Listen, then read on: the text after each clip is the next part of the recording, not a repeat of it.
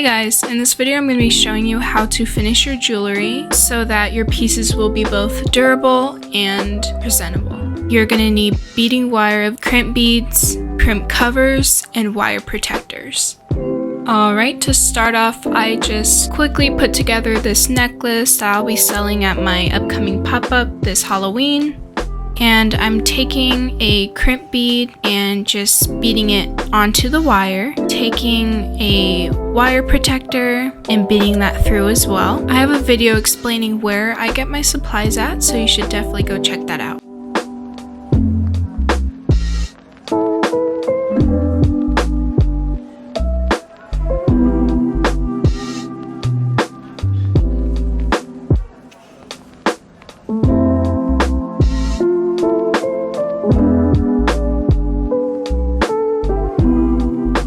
Alright, I'm using these crimping pliers, and I'd say this part is a little bit hard to explain, so I'd say just really pay close attention to the video. I'm putting that crimp bead into the third hole, flipping it on its side, and putting it into the first one, crimping it together, and then the very last one. I'm really applying a lot of pressure so that the bead is completely wrapped around that wire.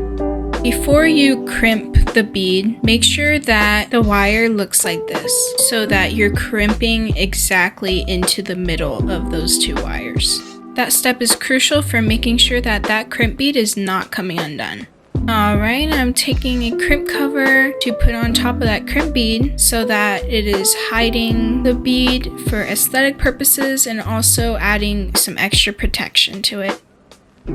Alright, and that's it. I've been using this technique for a long time now. I hope this video helped you out, and let me know if you have any questions or any video requests. If you're a fan of my content, follow me on Instagram or TikTok, and if you decide to start making jewelry, make sure to tag me on my social medias. I would love to see them. Alright, and thank you so much for watching. Have a great day.